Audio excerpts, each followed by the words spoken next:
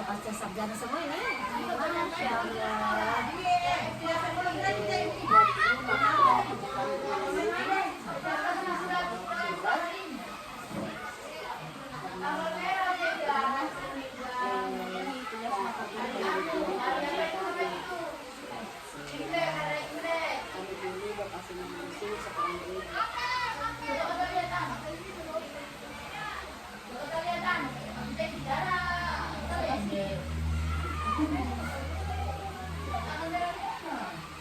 Oke, jadi nanti untuk penelitian atau untuk nanti yang dipertanyakan mau guru kelas berapa? Kelas 5. Oh, siap. Berarti siap, tapi kami kalau juga kelas tinggi. Oh iya. Nanti ditanyakan dulu guru kelasnya, kelas 4, 5, atau 6. Nanti ditanyakan ke siapa?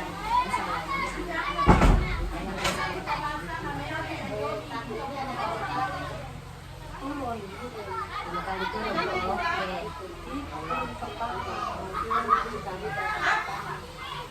sama yang 3 orang. Berarti memang hanya berempat. 4 orang.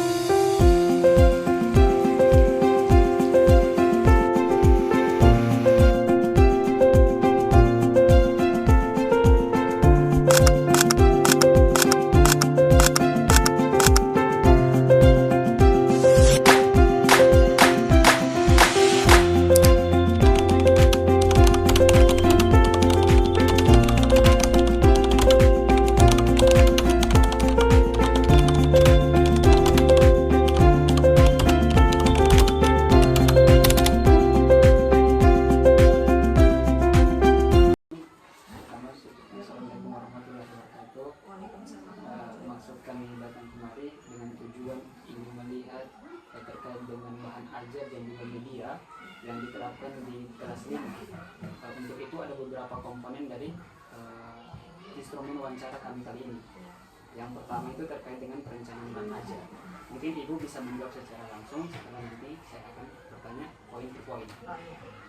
Baik, yang pertama, bagaimana Ibu merencanakan penggunaan bahan ajar dalam pembelajaran IPAS?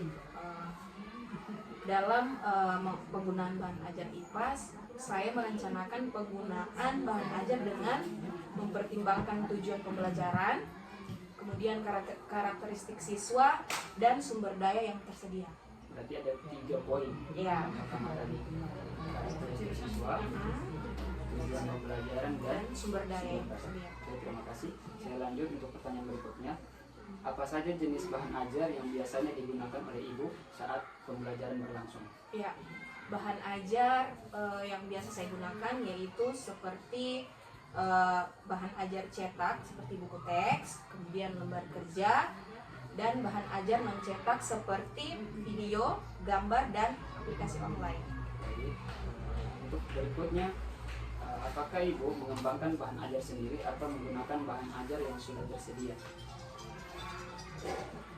Ya, saya menggunakan bahan ajar sendiri atau dan juga menggunakan bahan ajar yang sudah tersedia di sekolah.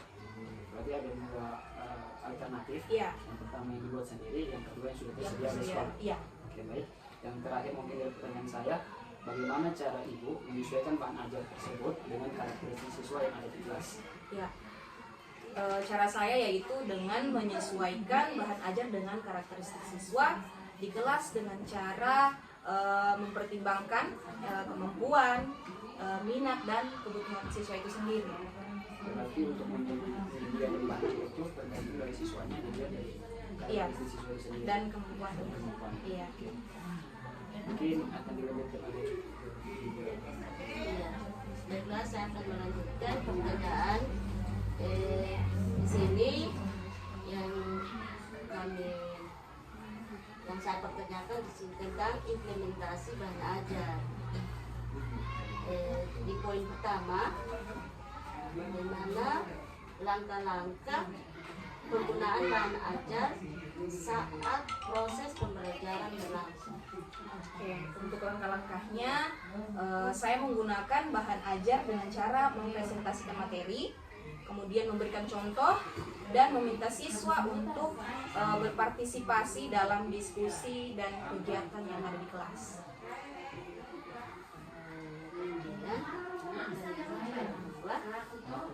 Apakah bahan ajar yang digunakan sudah mendukung pembelajaran berbasis UTK? Iya, bahan ajar yang saya gunakan sudah mendukung pembelajaran berbasis kurikulum merdeka. Yang ketiga, bagaimanakah pemanfaatan teknologi dalam penggunaan bahan ajar IPA? Untuk pengembangan teknologi, saya memanfaatkan teknologi dengan cara menggunakan aplikasi online, kemudian video pembelajaran, dan juga gambar untuk meningkatkan kualitas pembelajaran siswa di kelas.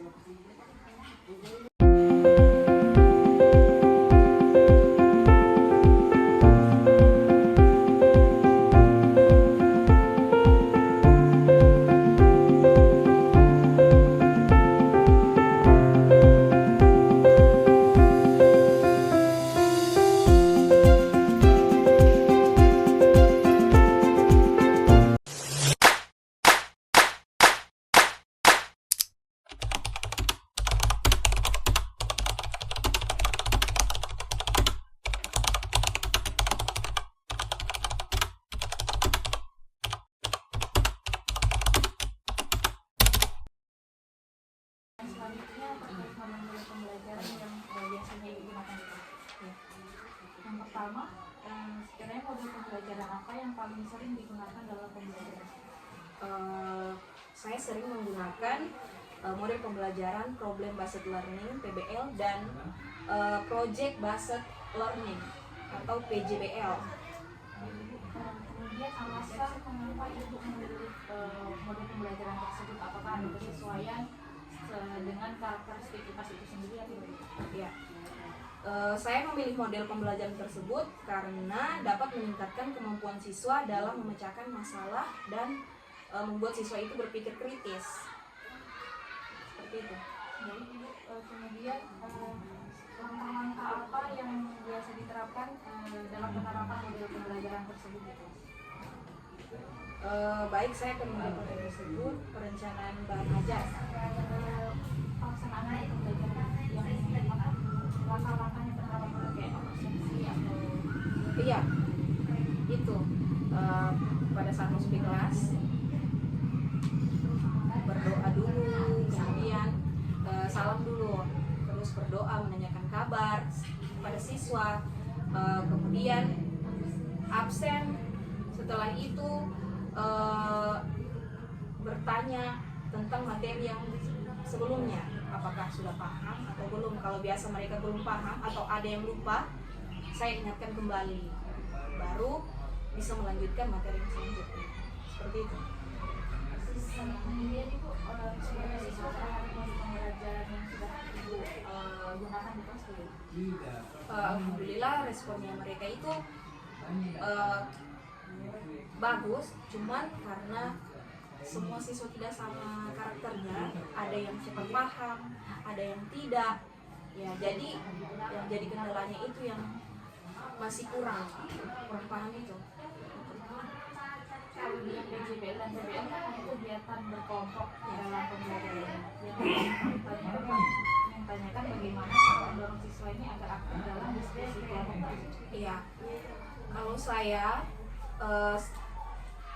setelah membagi kelompok, nah biasa dalam kelompok itu karena siswa saya kan ada 14 orang, jadi biasa saya buat jadi 2 kelompok saja, 7-7. Jadi di setiap kelompok itu saya membagi tugas, ya. Jadi ada yang membaca soal, kemudian ada yang menulis jawaban, dan ada yang mencari jawaban tersebut. supaya apa? Supaya mereka dalam kelompok itu aktif dalam diskusi seperti itu. Masing-masing siswa punya peran yang masing-masing. Iya, jadi mereka bertanggung jawab atas peran yang sudah diberikan seperti itu.